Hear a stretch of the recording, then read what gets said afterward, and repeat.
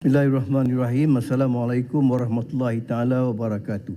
Yang berhormat Tuan Yang Dipertua, matlamat utama dasar agro makanan negara 2011 hingga 2020 atau DAN adalah untuk menjamin bekalan makanan yang mencukupi dan selamat untuk dimakan. Selain menyumbang kepada pendapatan negara dan usahawan tani, dalam DAN, industri ternakan dan industri asas tani adalah merupakan dua industri khusus yang telah diberikan tumpuan. Selepas itu kita perkenalkan pula DAN 2.0 yang bermula pada 2021 hingga 2030.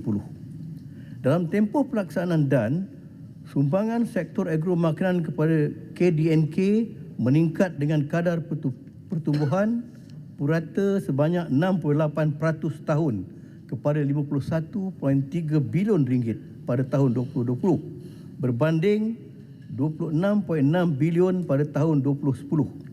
Secara khususnya, sumbangan subsektor ternakan kepada KDNK telah meningkat dengan kadar pertumbuhan sebanyak 86% tahun daripada 7 bilion pada tahun 2020 kepada 16 bilion pada tahun 2020. Ini menunjukkan potensi nilai tambah subsektor ini dalam meningkatkan pendapatan penternak, petani dan juga usaha tani.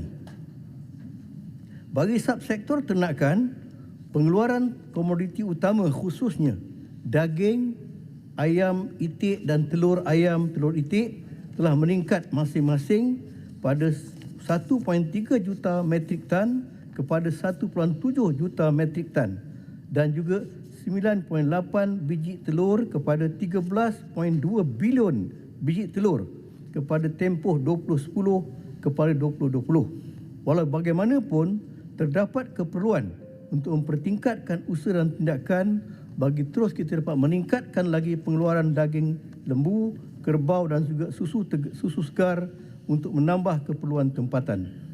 Bagi industri asas tani pula, seramai 22,415 usahawan tani telah menerima manfaat menerusi pelbagai program pemerkasaan usahawan tani yang telah dilaksanakan dalam tempoh pelaksanaan DAN yang berakhir pada tahun 2020. Pertamanya, program Azam Tani antara tahun 2010 hingga 2018 melibatkan 19,700 peserta dengan peruntukan sebanyak 238 juta ringgit.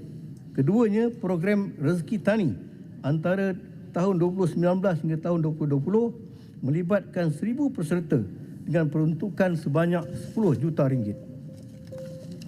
Terusnya, nombor 3, program High Impact Project antara tahun 2014 hingga tahun 2020 melibatkan 197 penerima dengan peruntukan sebanyak 27.4 juta ringgit.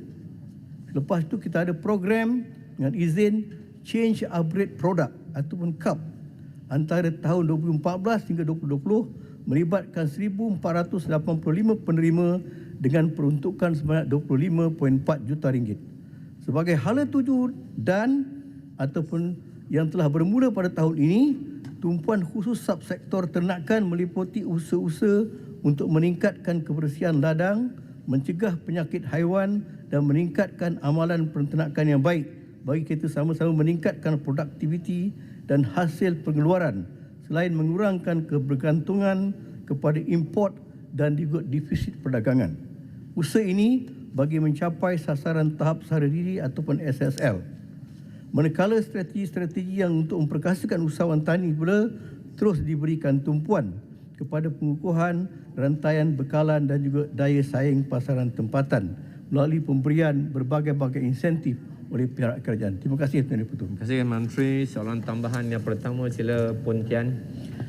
Ya, kita ucap tahniah kerana kerajaan dapat meningkatkan produk makanan dan industri asas tani ini melalui pelbagai program. Contohnya program yang kita mulakan dulu yang bernama Azam, Akhiri Zaman Miskin. Azam Tani tadi telah disebut. Cuma kerisauan saya ialah mengenai import, Yang Berhormat Timbalan Menteri, import bahan makanan, produk makanan. Boleh tak Yang Berhormat Timbalan Menteri menyatakan contoh 10 produk utama yang diimport, nilai import setahun, langkah-langkah untuk mengurangkan import berkaitan produk makanan itu agar food security atau keselamatan kecukupan makanan lebih terjamin untuk negara kita. Terima kasih. Terima kasih Tuan Yang Pertua, terima kasih Yang Berhormat daripada Pontian yang bertanya satu soalan yang cukup relevan sekali. Pertamanya saya pergi kepada DAN 1.0 pada tahun 2020. Kita dapat lihat jumlah import kita yang begitu besar sekali, iaitu pada ketika tersebut dicatatkan sebanyak 30 bilion ringgit. Itu kita beli barang, kita beli import. Pada tahun 2020 ianya melonjak kepada 57.4 bilion ringgit. Sementara ekspor kita pada tahun 2020 hanya 18 bilion sahaja. Tahun 2011 18 bilion. Tetapi tahun 2020 ekspor kita hanya 36 bilion. Maknanya kita ada shortfall. Imbangan dagang kita mencatat negatif pada tahun 2011 adalah sebanyak 40%. Sementara tahun 2020 mencatatkan negatif sebanyak 36.7. Ada sedikit peningkatan. Di sini sebenarnya kita dapat lihat bahawa permintaan barangan daripada import begitu tinggi sekali bagi kita menampung kekurangan pengeluaran tempatan untuk memenuhi permintaan dalam negara. Terutamanya bahan-bahan yang tidak ekonomik kita hasilkan. seperti makanan ataupun sayur-sayuran dan buah-buahan temperate. Keduanya tentang apakah barang-barang yang banyak sekali kita import dan harga ni. Pertamanya sekali kita dapat lihat sini macam kopi, koko, teh dan rempah. Kita import sebanyak 8.3 bilion. Tapi angka ini kita dapat lihat bahawa jumlah ekspor kita pula, kita re-eksport barang tu dengan nilai tambah sebanyak 8.8 bilion. Sementara bijiran dan sediaan bijiran termasuk beras, kita import sebanyak 7.9 bilion. Saya tak dapat bagikan 10, pakai saya ambil benda-benda yang penting sekali. Macam super bahan makanan untuk ternakan, kita terpaksa import sebanyak 6.2 bilion. Sementara sayur-sayuran kita import sebanyak 5.1 bilion. Selepas tu tenusu kita import sebanyak 4.4 bilion dan buah-buahan 4.1 bilion. Sementara daging kita import sebanyak 4 bilion.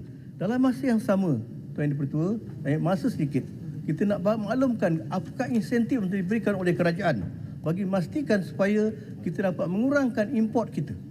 Pertamanya, kita akan bagi pelepasan cukai pendapatan melalui akta cukai.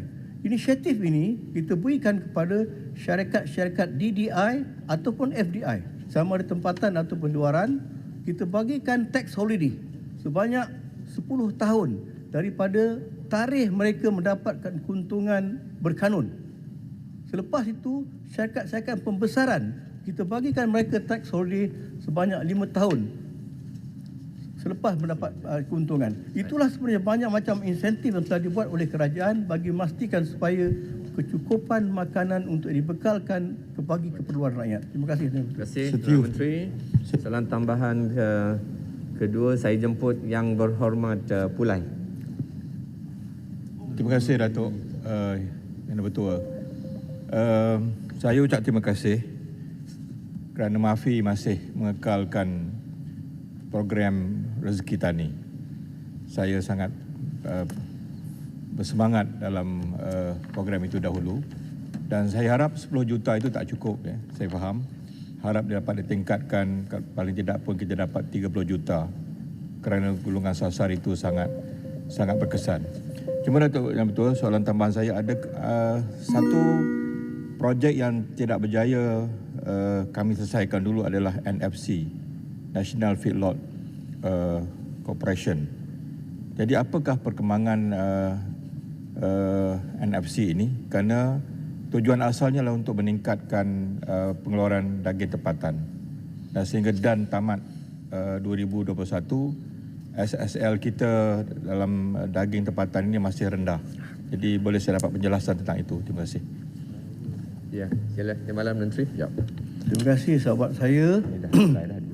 Bekas Menteri MAFI yang telah banyak berjasa Untuk maklumat Tuan Dipertua, bahawa daging adalah merupakan satu daripada produk pertanian yang pada ketika ini kita tidak berkeupayaan untuk mencapai SSL kita. SSL kita pada ketika ini hanyalah 23% sahaja.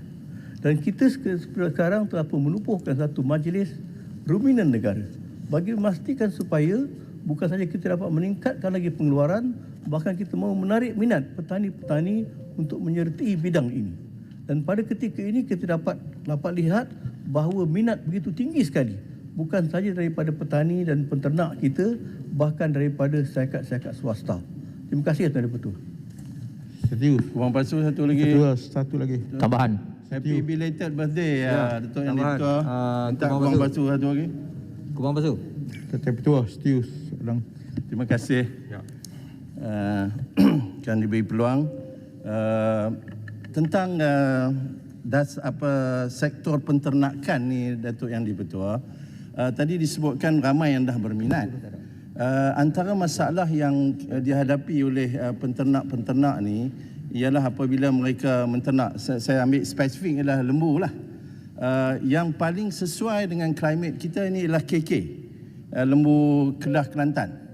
Tetapi tidak ada sumber ataupun pusat pembiakan yang besar yang boleh membekalkan lembu-lembu jenis ini.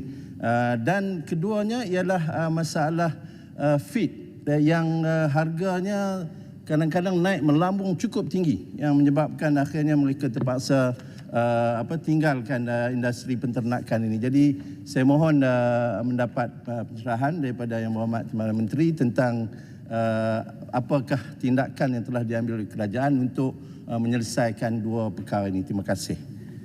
Terima kasih Yang Berhormat. Pertamanya tentang baka KK. Pada ketika ini saya ingin maklumkan kepada Dewan bahawa pihak MARDI telah buat satu penemuan setelah menjalankan satu penyidikan lebih daripada 10 tahun. Dan baka KK ni Kedah Kelantan ini sekarang telah menjadi lembu sado. Dan insya-Allah kita akan perkenalkan pada ketika ini kawasan saya telah bermula dengan menghasilkan baka ini. Dan kita akan dapat lihat dalam jangka masa yang singkat nanti ianya akan diperkenalkan di pasaran. Keduanya tentang harga bahan makanan yang cukup tinggi pada ketika ini. Itu memang kita terima hakikat bahawa inilah masalah besar yang sedang dihadapi oleh petani bagi bukan sahaja untuk mengembangkan usahawan atau penternakan mereka, tetapi kebanyakan daripada bahan-bahan makanan ini adalah kita import yang menyebabkan bukan sahaja tukaran asing, bahkan pada ketika ini untuk maklumat banyak perkara-perkara yang terjadi di luar sana yang kita beli daripada luar, bukan sahaja daripada jagung, daripada soya dan juga bahan-bahan yang lain yang dibekalkan daripada luar negara ini. Pada ketika ini mereka mengambil peluang untuk menaikkan harga bukan sahaja sebab COVID, bahkan ada sebab-sebab lain yang telah menyebabkan kita menghadapi masalah bukan sahaja untuk lembu, kambing, bahkan kepada ayam dan lain-lain ternakan. Terima kasih Tuan Dipertua. Terima kasih. Dijawab Datuk Yang Dipertua tindakan pihak kerajaan untuk menyelesaikan perkara ini. Kita tahu itu masalah, itu penyataan masalah. Jadi apakah tindakan telah diambil oleh pihak kerajaan untuk mengatasi perkara ini? Terima kasih. Sebenarnya untuk jangka pendek Tuan Dipertua, memang harga kawalan di luar harga bahan-bahan importnya adalah di luar kawalan kita. Tetapi kita telah mengambil beberapa langkah sekarang untuk menanam yang pertamanya keperluan untuk bahan makanan ternakan. Misalnya macam jagung pijiran itu. Itu yang menjadi masalah pertama. Terima kasih Tuan Dipertua. Terima kasih. Yang Berhormat Puan Nur Azrina binti Surip. Terima kasih. Soalan saya nombor 10. Silakan. Terima kasih Tuan Dipertua. Terima kasih.